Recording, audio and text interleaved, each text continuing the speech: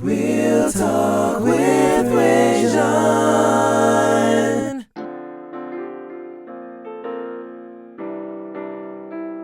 Hello world and welcome back to Real Talk with ReZsaun, where nothing's off limits. You could have been anywhere in the world, but you are here with me and I appreciate that.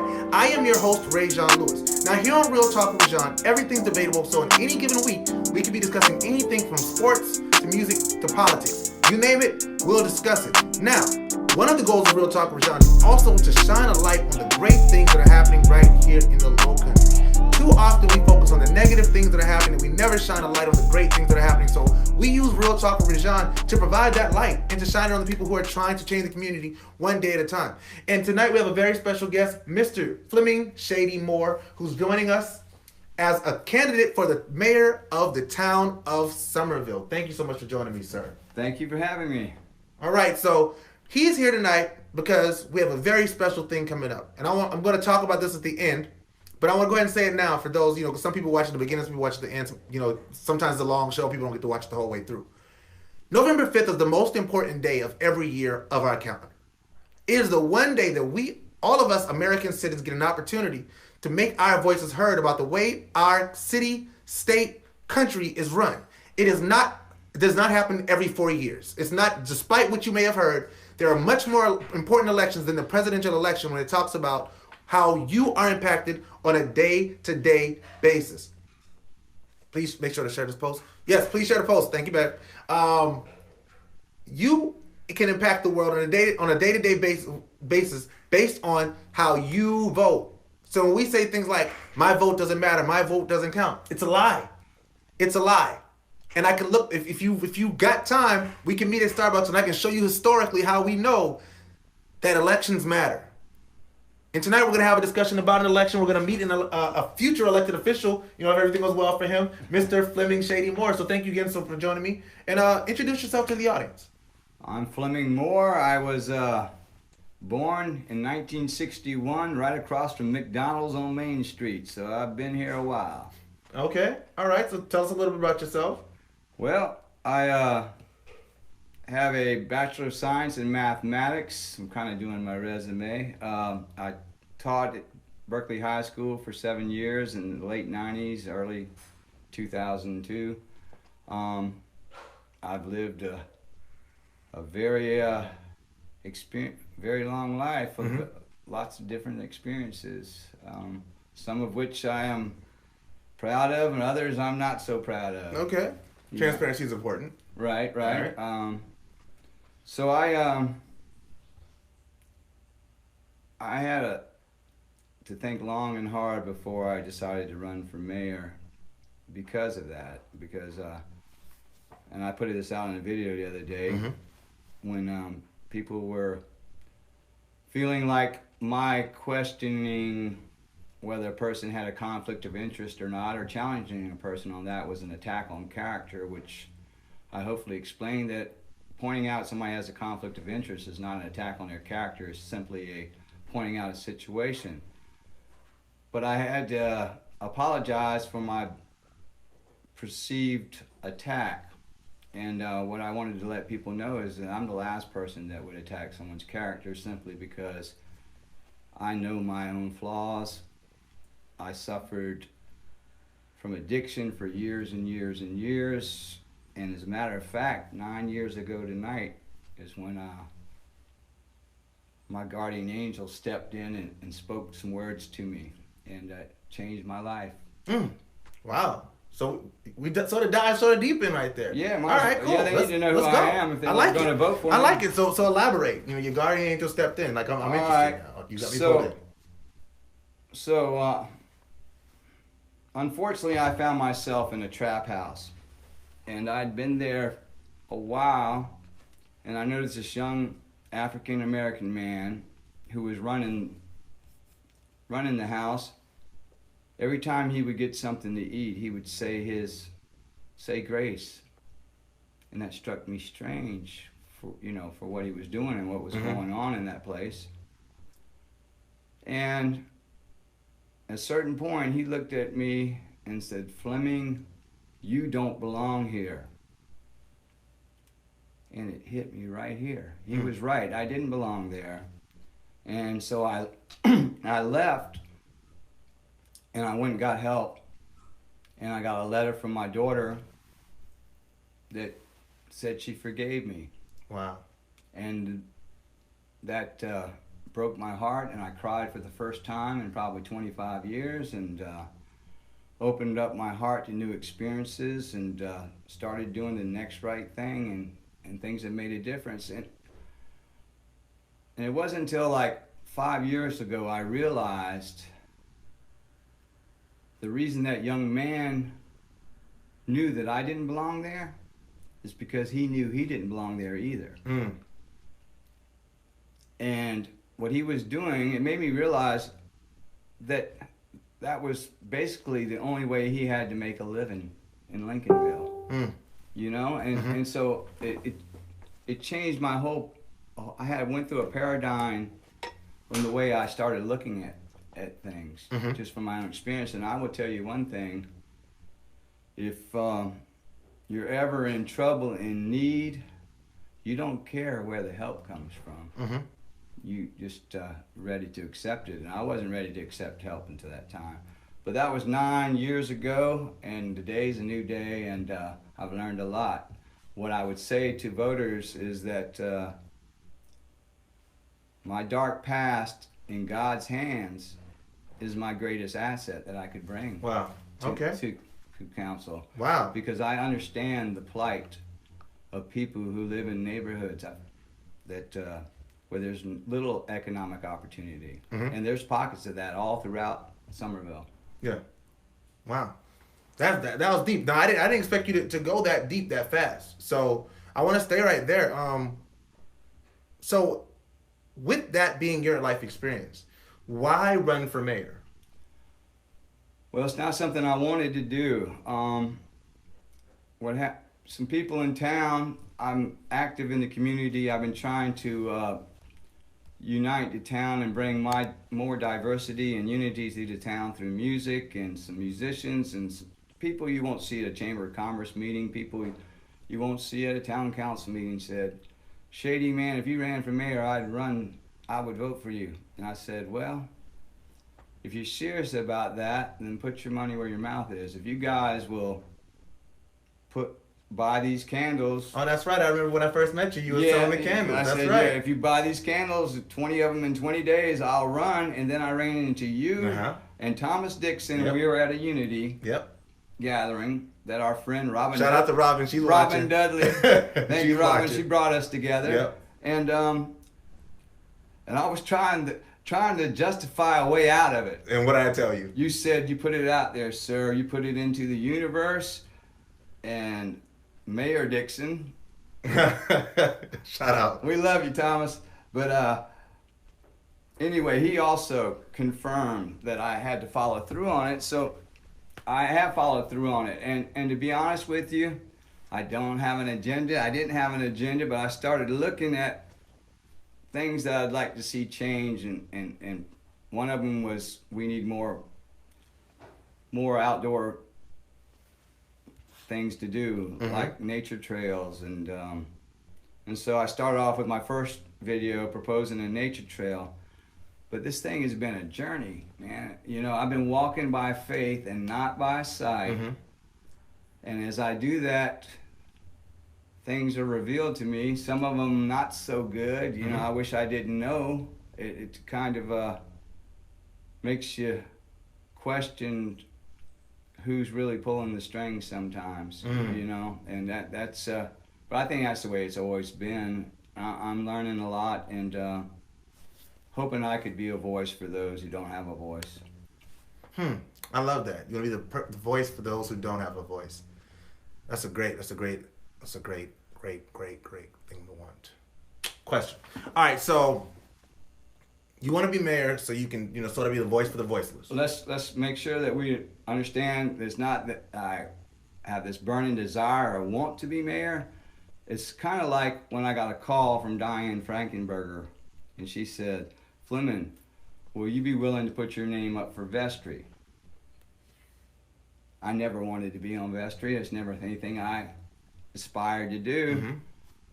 But I felt like I would be willing to do it and if it was in God's will, I'd end up on vestry, and I ended up on vestry. Okay. So that's kind of the way I'm approaching this mayor's race. I'm, I only bought 12 signs. I'm self-funded, 100% self-funded, so that I'm free and clear of any influence. Yeah, okay. All right. And I'm just running on a mustard seed of faith. Okay, so mustard seed of faith.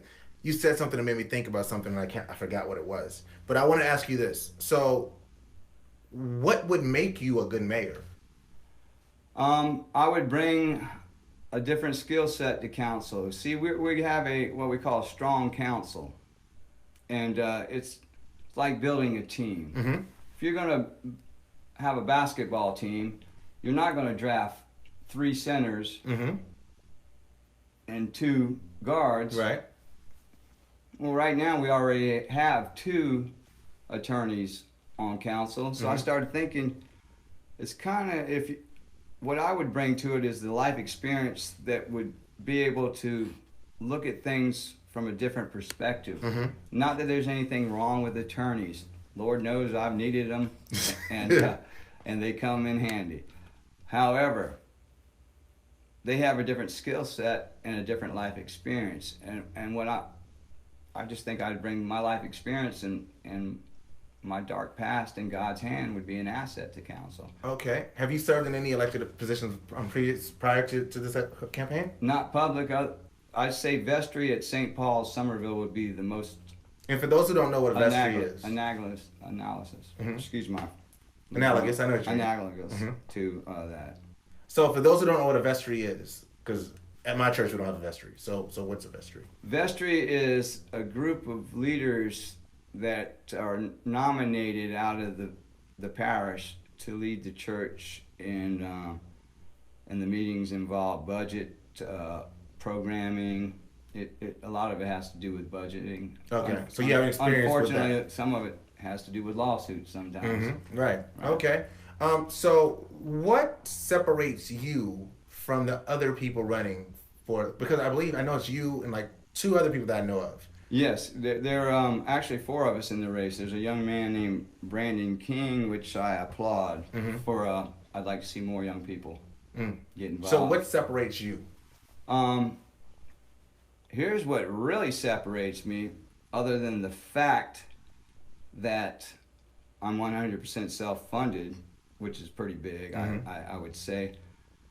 But I'm a native son who went to Summerville Elementary in 2nd grade, and that was the first year the schools were integrated.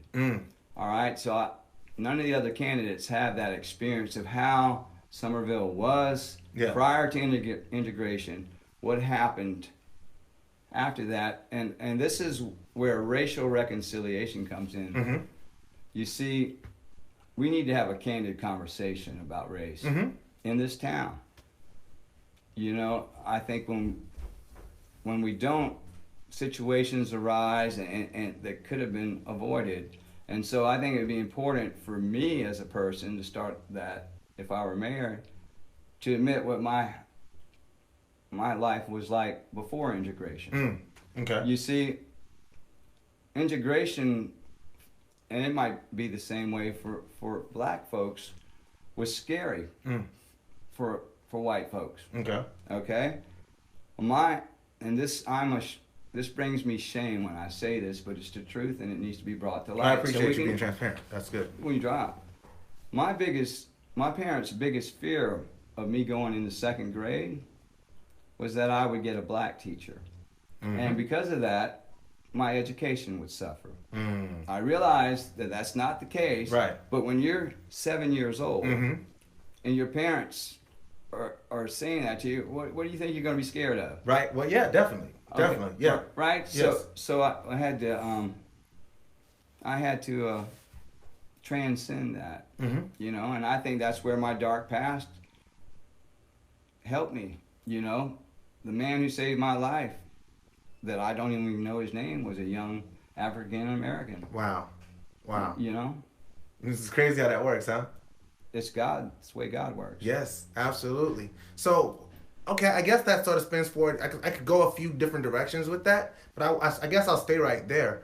What do you think the town of Summerville could do better to mend some of the fences that have been broken when it comes to the racial issue in the town of Summerville?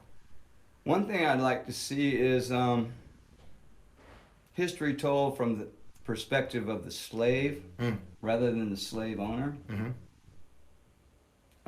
And what I mean by that is I'm not saying take away monuments that are there in town. I'm just saying that maybe we would do well to have some African American history told. You know, when I was a kid, Germantown, to where the black folks rode the bus home. Now you go there, it's gentrified, it's gone. Right. There used to be a club called the Many Faces Club that I remember my friend Frank Jones telling me about when I worked at Bar Shays, that actually Sam Cooke, James Brown, Little Richard were playing right there on Simmons Avenue. It's gone. Wow. That's going to disappear. So we need to preserve African American culture before gentrification takes over. That would be one way that's just you know, and actually I'd have to listen to the African American community to find out what they think. Absolutely. I think that's an excellent point. And I find it pretty refreshing the fact that you're even willing to broach that topic. I find that a lot of people would rather not have the discussion at all, more or less listen to other people and find out, you know, what their thoughts are. So thank you for having a willingness to do that. I hope that no matter what happens in the campaign, you continue to push down that path, because that's definitely something that's needed. Right, and I think often, you know, I worked at a church for 4 years, and in Scripture it talks about iron sharpening iron. And what I found is that sometimes civility is just a coping mechanism for avoiding the conversation we're having right now. And so nothing really, and then there's this underlying, you know, passive aggressive stuff that's just it's disheartening. I agree. It changed the way I worship. Wow. You know. Wow.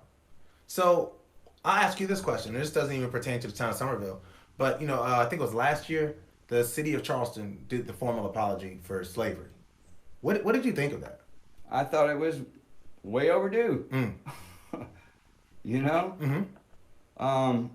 And see, people say, oh, well, you know, I wasn't even alive then, and those people aren't alive, and so that's just a waste of time. But I'm here to say it's not, because, you know, the only way to reconcile the past is in the present.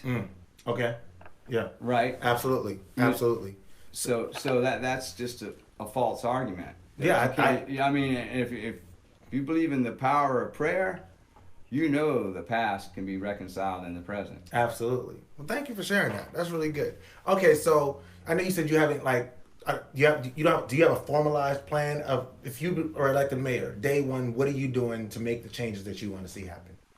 Well, day one, I don't think I would be able to get the changes made, but this is what I would do. Okay, I know some of the people that are going to be on council. Councilman Bailey is going to be there for sure. Aaron Brown's going to be there. I have pretty good close relationships. Aaron and I talk. He loves music. I love music. I used to serve papers for Walter back in the 80s before Hugo hit. Wow. And our families have been friends forever. My dad used to fly with his dad, little planes around Summerville. They actually chartered the first Summerville airport together. So what I would do is probably call Walter and Aaron and see how we could get the council people together, the newly elected council people, if there's a change, together for maybe a retreat, some kind of place away from Summerville. There's some places nearby, Camp St. Christopher, and just spend 24 hours together where we overnight and we eat and we find out where everybody stands first, because the mayor is not autonomous. Absolutely not. He's only one vote, so that would be the first thing. But as mayor, what I could do on the very first day, if the chief of police would let me, I'd ask him to let me into the jail, and I would pray for any prisoner that was there that wanted prayer. Wow. And tell them that I've been right there where you are. And now you're the mayor. And now I'm mayor, so your life can change. Wow, I think that's a really hopeful message. That's a really hopeful message. I like that. I like your energy. You got good energy. You have very good energy. Okay, cool. So the mayor for the last, what, I think 4 years has been Mayor Wiley Johnson. What are some things that you think he did well during his time as mayor? He brought more transparency to government than we've ever had. He also donated his salary. These are things he should be commended for. Mm-hmm. You know, I like Mayor Johnson, and we all have work to do. Yeah. You Yeah, I have know, work to do, absolutely. if I were his advisor, I would have advised him to choose his battles wisely and not get caught up in some of the minutia and not always take the bait. But he's anyway, anybody that puts their name out there like that deserves respect. Absolutely. Absolutely. And what would you do differently? I would try to build consensus with people, and I would choose my battles wisely. My idea of the mayor is probably different than what Mayor Johnson's role was. I see the mayor as someone who should be able to count votes and someone who's willing to build consensus. And what I learned on vestry is the 2 times that I didn't vote, every other time there was a consensus of all 12 people. One time I was with one other man and I were the dissenting votes, and the other time I was the lone vote. But in both of those votes, once the vote's over, it's over. Right. You don't have to throw gasoline on fire. Okay. I think what I do is try to build consensus, and as mayor, I'm the face of the council. Basically, is what the mayor's role would be. So I'm going to need to be able to communicate to the town why council decides to do something, and doing it in a manner that doesn't shame other people or doesn't, you know. I'm sure there's going to be some votes that you're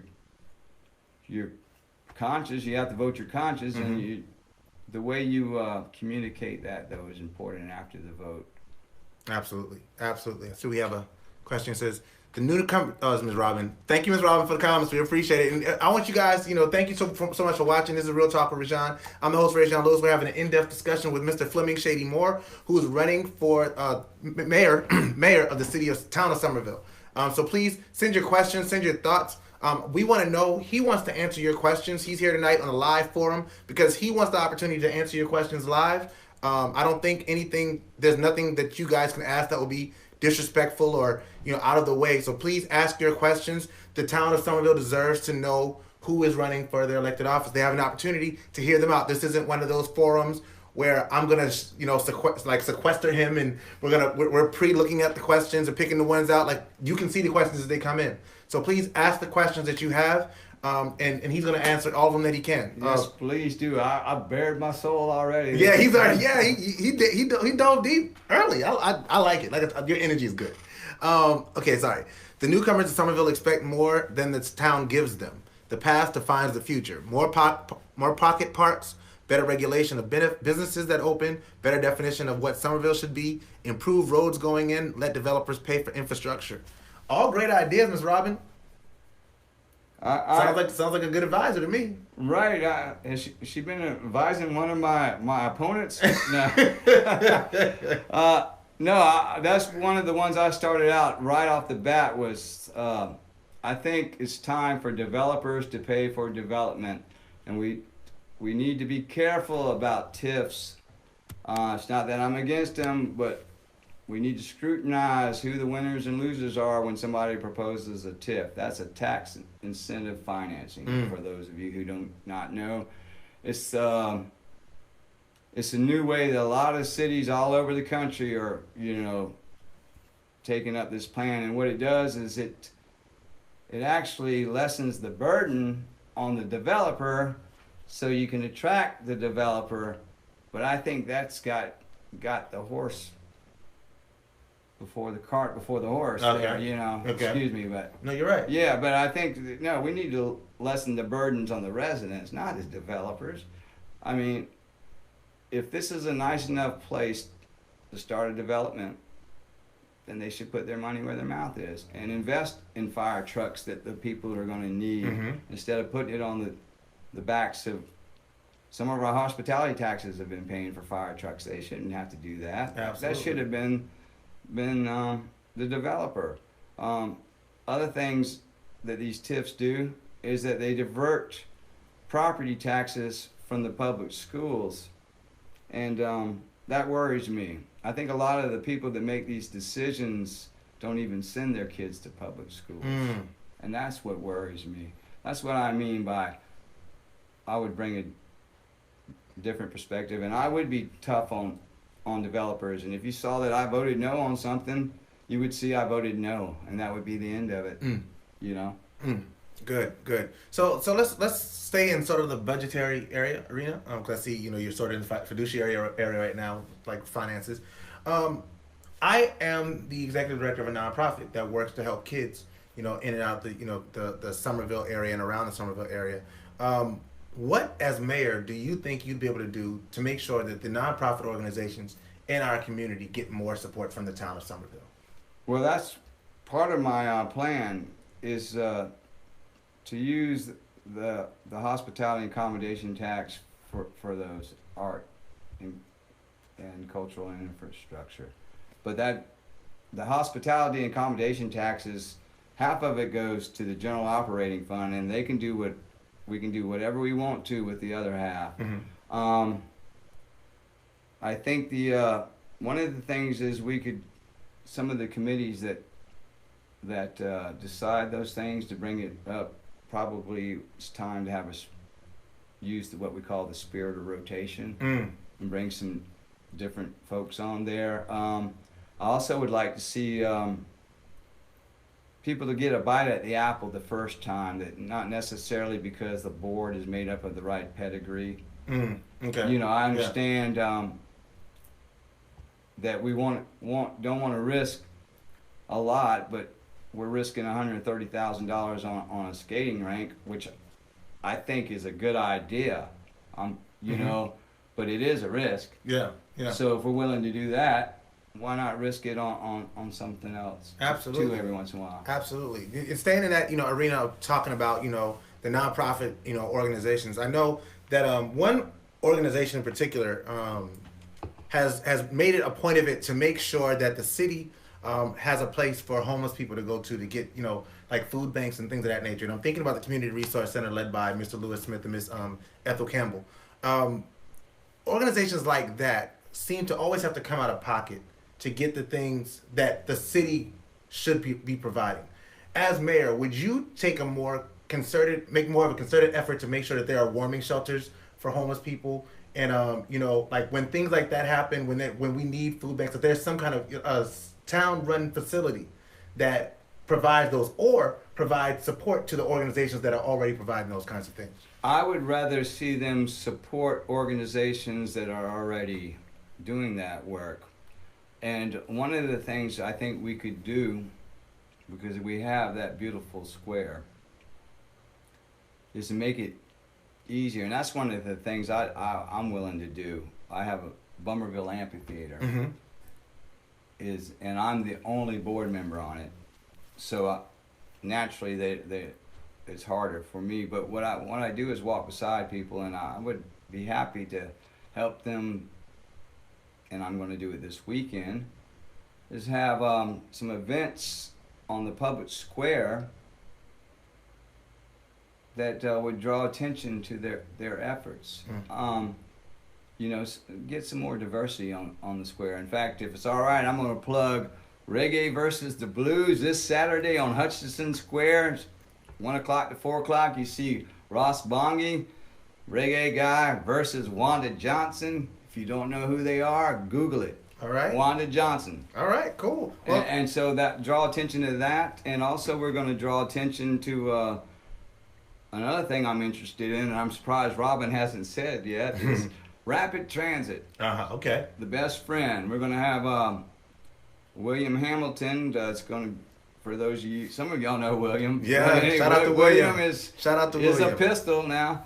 And anyway, we're going to just draw attention to the need to make sure that the terminal for rapid transit, when it gets here, is conveniently located on this side of I-26. Okay. I'd like to see it as close to the Brownsville community as possible, but you got to be pragmatic about things sometimes. So this is a good time to segue into that. For those who don't know about the rapid transit system, that's something that's been in the works for quite some time now. Yeah. So can you explain to them why this is important and what they should be watching for with that? Okay, so here's the deal. There was a 50-cent sales tax that was passed, and to provide rapid transit from downtown Charleston up Rivers Avenue to 78 to Trident Hospital. Okay, they haven't decided on what kind of system to use, but that's basically the line. And Robert is working hard to get it done. But the beauty of it, Summerville is located a mile and a half from Charleston County. Mm-hmm. Now, that means we're really only responsible for wherever the terminal is to Charleston County up 78. Okay. What I'd like to see Summerville do, though, in order to help facilitate it and make it happen faster, because we have a lot of people who need to get to the hospital, let's work a deal with Mayor Tecklenburg and say, okay, Summerville will go all the way up to Trident Hospital and CSU. Now, why is that a good idea besides the fact that people need to get to the hospital? I guarantee you, if you had rapid transit from CSU to Summerville, you'd have a lot of young people on the square. So when you talk about rapid transit, so you said they haven't figured out what form they're going to use, whether it's going to be a bus or a rail or... Yeah, I think they're leaning towards a bus and that would make it happen quicker. And I would defer to Mr. Hamilton on all those questions because he's been working hard on it for a long time, and I don't want to step on anything, that he in his efforts. What I was wanting to do is get out ahead of some development and see if we could get light rail from Summerville to St. George. This would be totally different than what Robert's doing. Okay. And my idea on that is if you look at the Berlin G. Myers Parkway, we started in 1970, and it hadn't moved since I probably was in college. And if we start light rail now to St. George, we might get it done by 2100. Get faster? Get faster to Berlin G. Myers? No, but... where's Berlin G. Myers supposed to end at? How far it's supposed to come out towards, over there by Summerville High School, down 17A. Okay. Yeah, and that would be great when that happens because it'll reduce traffic on Main Street. Yeah. Which is just common sense. Yeah. But then, as mayor, would that be something that you push towards getting finished as well? Yes, but I'm not sure the mayor has. I mean, I would be on that soapbox, but the mayor has 1 of 7 votes. Correct. And if somebody's promising you that they're going to do that, they can't. I have not been able to figure out why it's taking so long. The last thing I found, it said that they submitted permits in 2018 to the Army Corps of Engineers. Mm-hmm. Now, why they waited to 2018, I can't get a straight answer, but, I probably shouldn't criticize something I don't know about, but I wish somebody in the know would let us know why it's taking so long. They keep saying the Army Corps of Engineers have moved the goalposts. Well, I've heard that's what somebody says when they, I've heard that one before. They're moving the goalposts on. That's not an explanation. Yeah. What goalpost are they moving and how far? Good question. You know, Good question. that's not good enough. Good They're question. moving the goalpost. And don't blame the Army Corps of Engineers. So, as mayoral candidate, you would be interested in, that would be something you would champion. Not saying that you could get it done, but you would champion it because you want to see it done. Right, and the other thing would be is if the champion getting Royal Road to have an interchange there. Why Berlin G. Meyer went to Walmart and stops it at the pawn shop is beyond me. Seems like if I was planning it, you know, I would have made it connect to Royal Road so that it could get to the interstate that way. True. But you know, that's just my mathematical mind at work. That's funny. All right, so let's move on to the music. Let's talk about your music. Oh, that's what I like talking about. Yeah, I know. I'm getting ready to shut this campaign down. I was thinking about doing it. I'm gonna shoot my last video Wednesday, and then I'm just gonna put it in God's hands. Just music, huh? Yeah. So tell us about the music. How did you get into music? I started writing songs in my head when I was 3 years old. Mm. My brothers would bring home albums from Bob Dylan to the Beatles, and the Monkees were on TV. I don't know if you remember the Mm-hmm. Hey, what the Monkees. Yeah, so I fell in love with John music. Paul Jones, right? Yeah, man, and I used to listen to Booby Nash on WTMA, and I fell in love with music at an early age, and I've been playing most of my life. Wow. So you play guitar? Yeah, and Electric or acoustic? I'm on acoustic now. When I was younger, I'd play the electric guitar to my father's dismay. Well, I have a bass guitar in here somewhere over there. Oh, I saw that. Yeah, I've been eyeballing that, man. I'm gonna say we're gonna have to get together. Nah, I'm not that good. Neither am I. Oh, okay, cool. Then yeah, we can jam. We can always jam. So you write? Have you put out any music? Yes, I'm on Apple, iTunes. Oh, how can they find your music? Spotify. You can find me on Spotify, or you can go to FlemingMore.com. FLEMING. All right. More.com. And you can stream anything I got there for free and buy other stuff if you would like. In fact, every time you stream me on Spotify, I get a half a cent. Word? So I got $3 last month. Okay. Whoop-de-doo.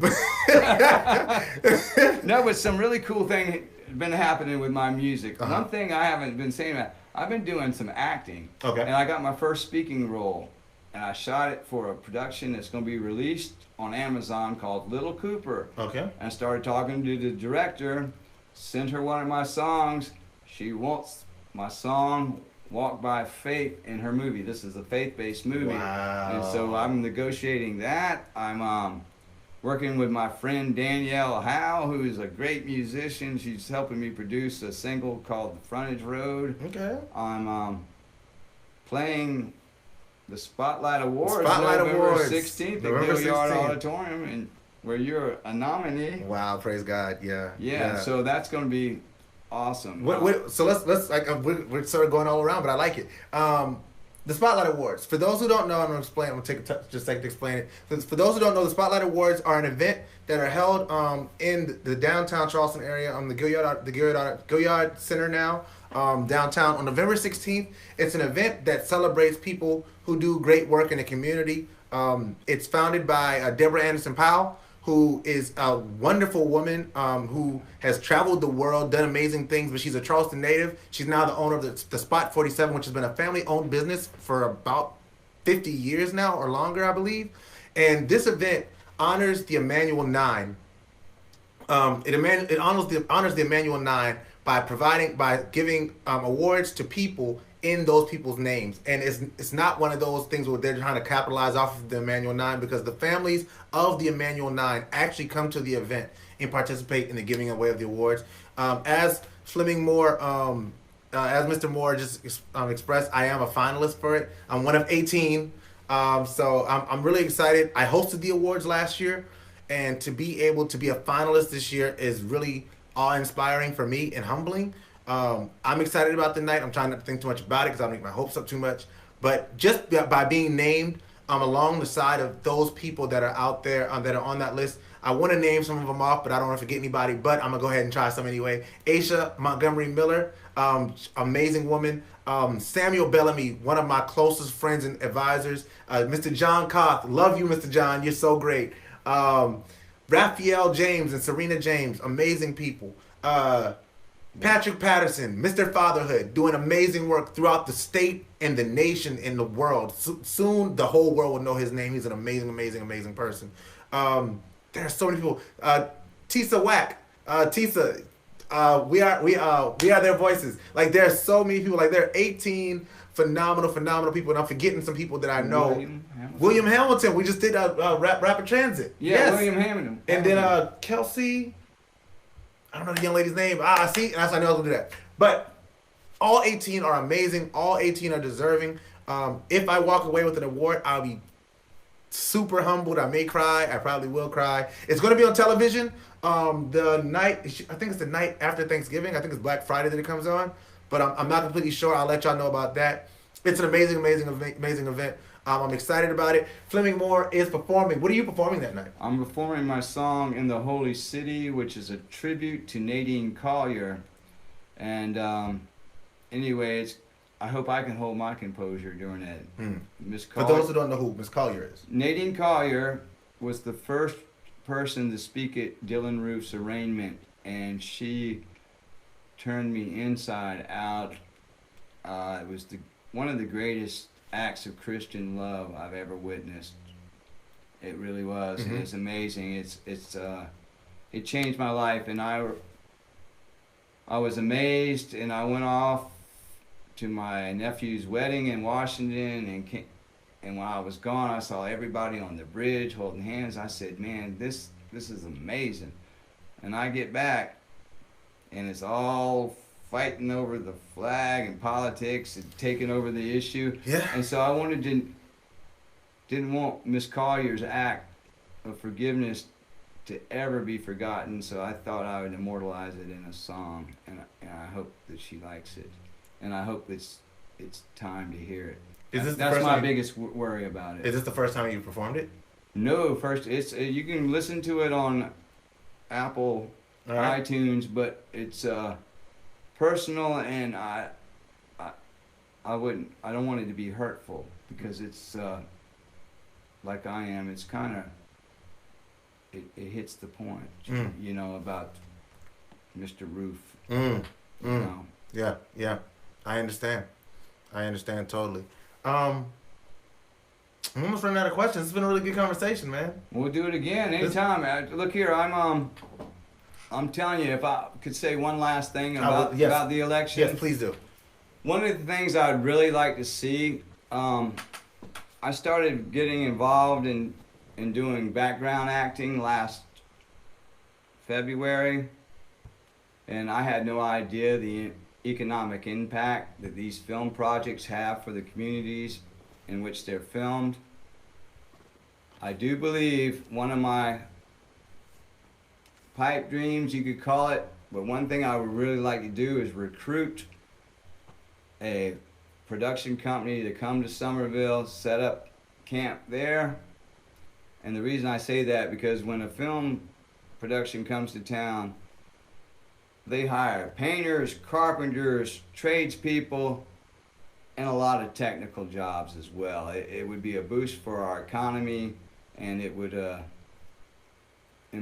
give people opportunity for employment close to Summerville.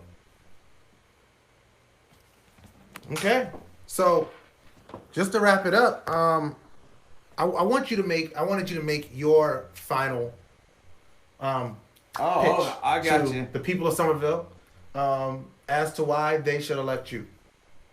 Folks, if you want someone who is free and clear of any donations from anybody, especially from developers, who can be an honest broker at the table, that can build consensus, that has the spiritual gifts needed to inspire, exhort, and shepherd counsel, I'm your man. All right. You heard it here first. He's your man. And thank you so much, Fleming Moore, for joining me today. Thank I you. sort of wanted to go out.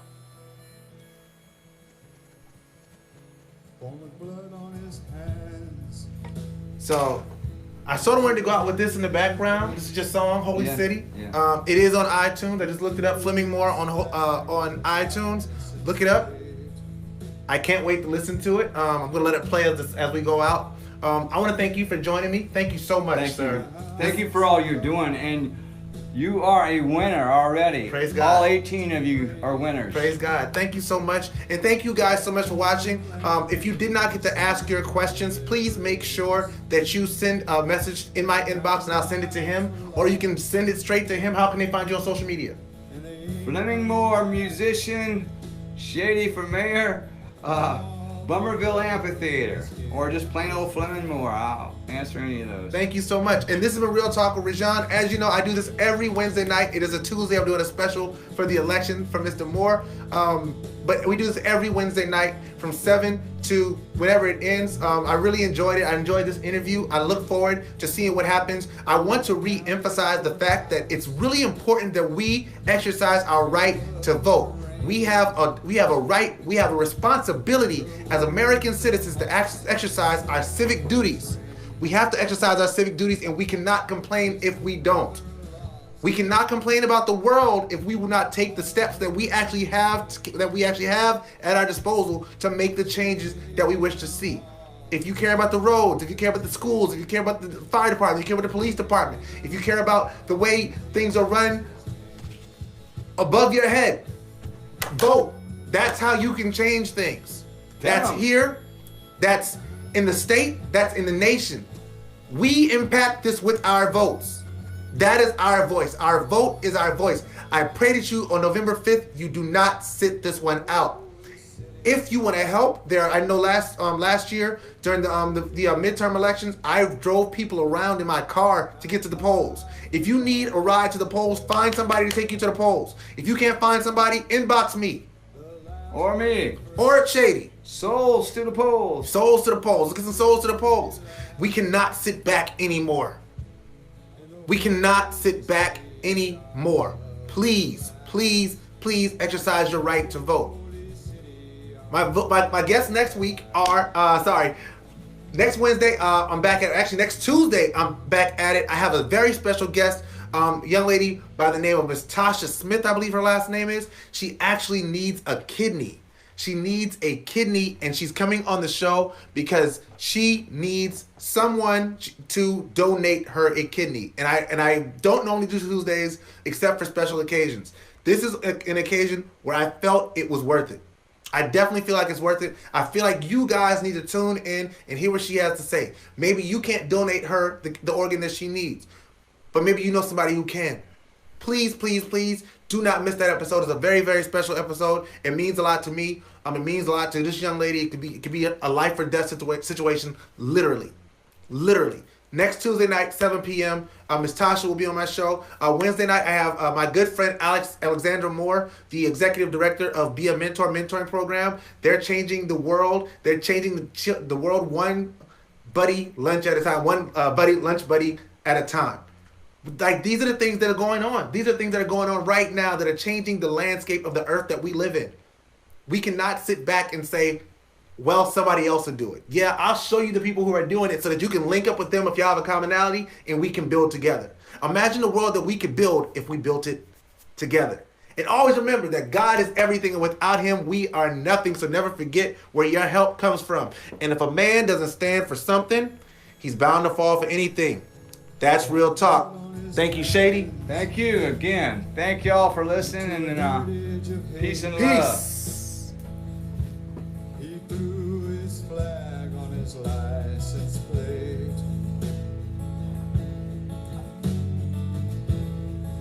This is what I'm worried about coming up In here. a house of God, This is kind of harsh. where they knelt and prayed. At point blank range, he sent them to their graves. 9 lives were lost, But I gotta tell this and they part, ain't coming her back. part wouldn't be anything. Right. All because their skin